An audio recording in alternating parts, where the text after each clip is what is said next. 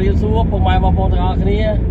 មកជូនតំណែងបងប្អូនយើងនៅថ្ងៃស្អែកទី25ចំថ្ងៃអាទិត្យគឺខ្ញុំនឹងធ្វើការចែកមន់ជូនបងប្អូនយើងមកគ្រាប់ខ្នាយ2គូហើយនឹងឥឡូវយើងដូរពីឆ្នាំមកអាវវិញអាវជិះ5អាវណា5ប្រវត្តិហើយបញ្ជាក់ការលេងនេះគឺយើងលេងនៅក្នុង YouTube Channel របស់ខ្ញុំអ្នកដែលមើលឃើញវីដេអូនេះនៅក្នុង TikTok បងប្អូនអាចវាយឈ្មោះម្ចាស់ទ្រង់ស្ដេចបាសីដីប្រាសាទទៅឃើញហើយឃើញវីដេអូហ្នឹងអ្នកនៅក្នុង Facebook Page បងប្អូនមើល link ខាងលើបងប្អូនចុចលើ link ហ្នឹងទៅ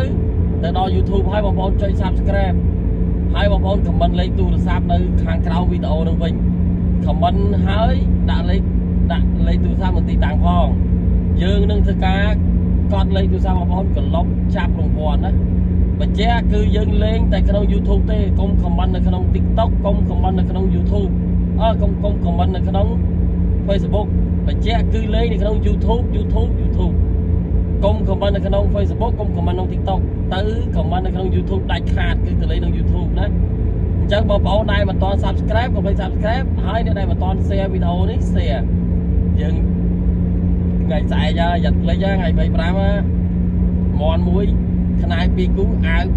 5អូខេជួយ Share ដល់គ្នា